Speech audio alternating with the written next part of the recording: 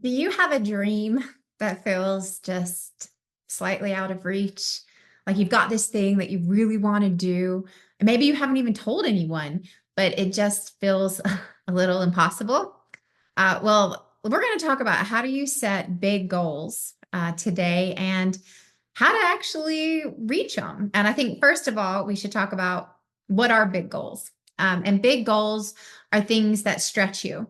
Big goals that are things that take you out of your comfort zone. These are things that are not necessarily attainable or reachable. They're not realistic. They're big. They're big. They're going to force you to be different, learn different things, try new things, fail. They're going to require you to ultimately become a new and different person in the process.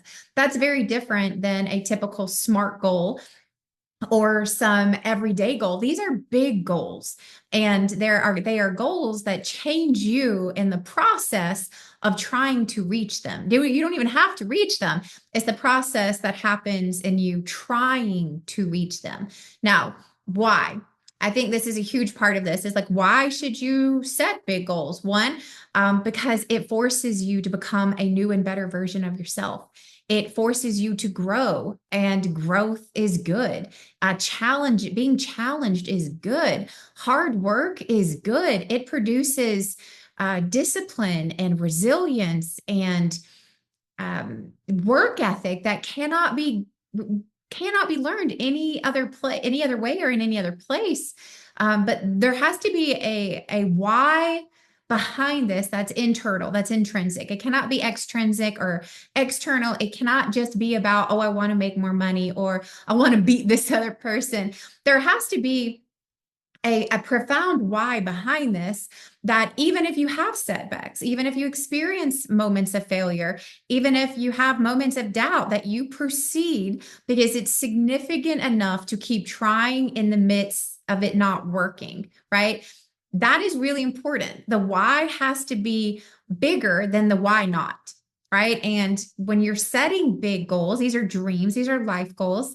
They have to really have a fundamental why that is significant beyond worldly stuff, beyond titles or ego or money or pride or ambition or success. It has to be beyond that. Okay. Now, next thing, we've got to break it down. Like, what do you actually have to learn in order to do the thing? I just had an amazing podcast interview with Caroline Miller, who wrote the new book, Big Goals. And a huge part of it is you have to just determine, using goal setting theory, GST, is this a learning goal? In other words, is this something that you've never done before?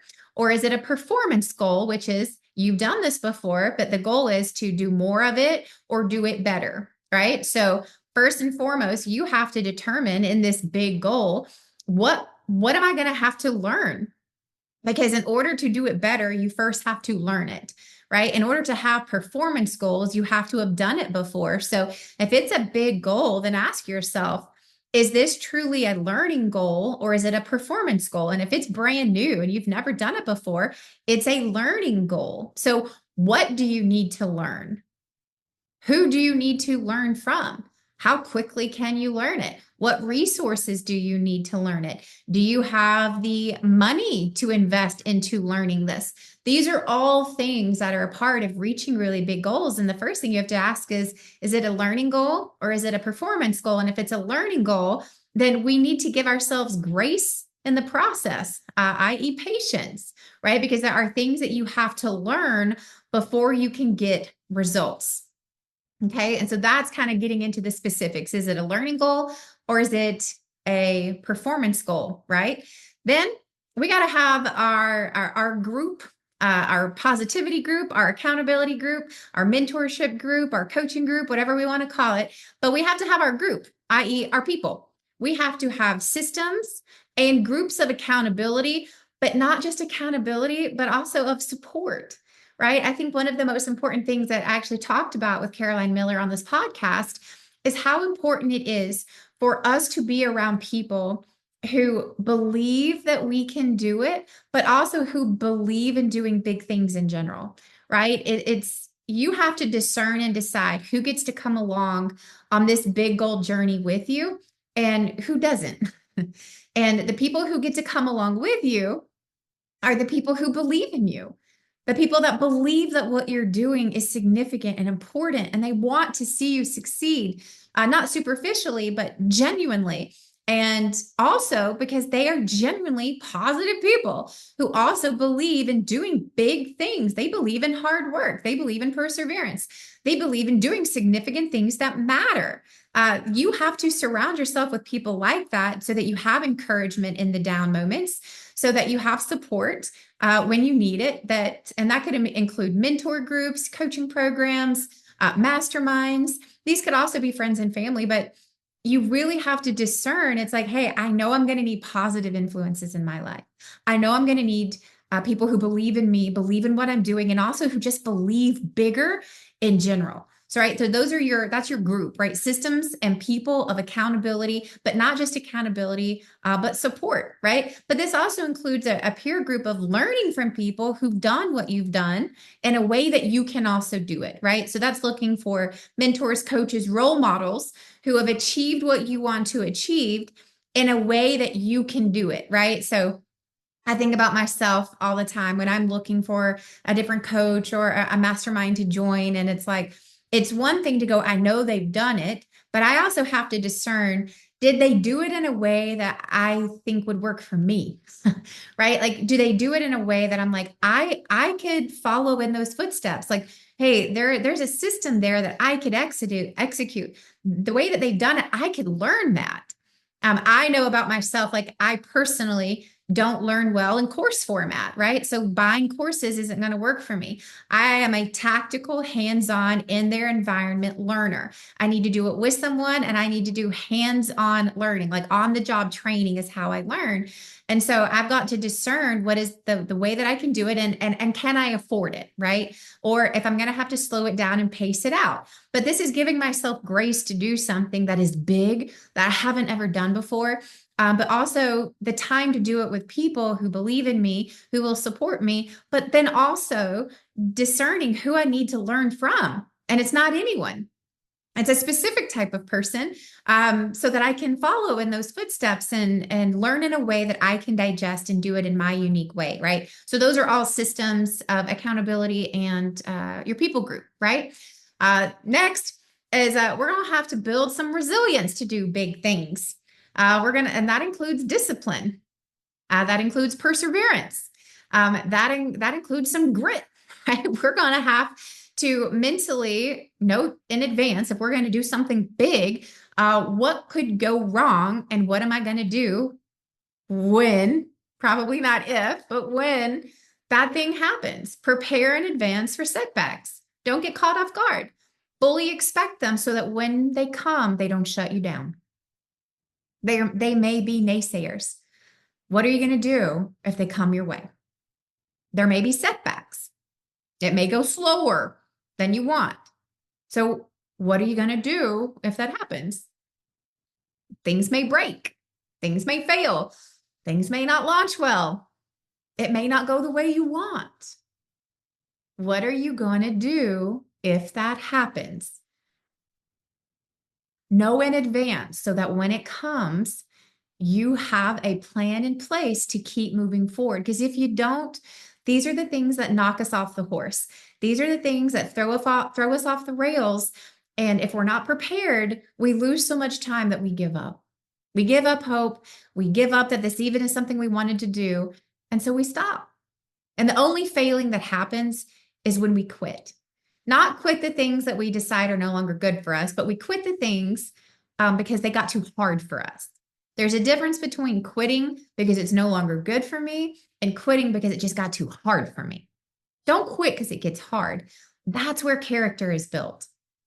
That's where you are built. Don't quit because it gets hard. You quit when it's no longer good for you, but just remember, hard things are good for you. Hard things create character that cannot be built anywhere else. But that is up to you to discern what those things are, but prepare in advance. Prepare in advance for them. Next, take consistent action. Consistency, right? It's not the first time you've ever heard this, won't be the last time you ever heard this. And that's because it's true. Consistency is important, right? Small, consistent steps are bigger than inconsistent, are more important than bigger, inconsistent ones. So it is important that we go like these are the daily consistent things that need to happen that eventually will snowball into the bigger things. Those are more important than taking huge steps very inconsistently. So be prepared with what are those consistent actions, those habits that I need to do on a daily, weekly, monthly, quarterly, annual basis to get to where I need to be. Right? This is all about taking action, and that requires a plan. You have to know what direction you're going to take the first or the 100th step.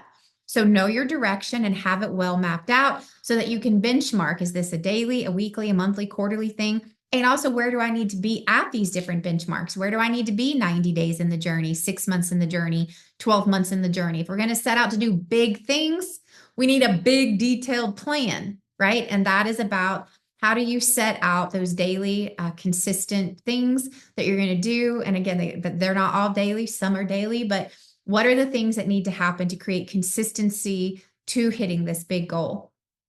And last, but most certainly not least, is what are your points of reflection? And I think this is one of the things that is most important in my life is on a very, I would say, consistent basis, for lack of another word, since I just talked about consistency. You have to remember not just why you're doing this, but more importantly, who you're doing it for. And I have to tell you right now, it shouldn't be you. Big goals should not just be centered on you. That is one of the first ways that you won't achieve them. It's because it was too isolated to just you, and that's just not big enough. Doing it just for yourself isn't big enough. So when I talk about have reflection on the who, I mean, who is this goal really for? Is it for your kids? Is it for your family? Is it for your spouse? Is it for your clients? Is it for your future clients? Is it for the next generation? But who is this for? And remember that when you're doing this, it's not just a goal for a thing. There is impact for a person when you achieve your goals. And that goes beyond you. And if you do it well, and if you do it right, if it's really big, it goes beyond just your friends and family too. It has the opportunity to impact your community. It has the impact to, potentially impact your nation or even the world. Like that is a big goal. And big goals require a big focus on who. Who is this for? Like, who am I building this business for? Who am I making this content for? Who am I writing this book for? Who am I doing this, sporting event for? Whatever it is, it's like, who is this for? Is it to prove that it can be done for everyone who comes after me? Is it to put a stop to the chaos that's happening in and around, my community? Who is it for? And if you remind yourself and remember that there are people at stake here, then that is what gives you some endurance, that gives you some ammunition to push through on the dark nights when you're like, what am I doing? What was I thinking? Well, what you were thinking is that people are worth it, because they are. So don't forget, in the midst of numbers and metrics and things and steps and lessons, that there is a who at the center that will benefit from you accomplishing this goal. And it's beyond you, and it's beyond your family, potentially beyond your community. But there is a who, a group of people, a person that you have the opportunity to have life-changing impact on if you do this. And that is what should keep you moving. It's the who at the center of those big goals.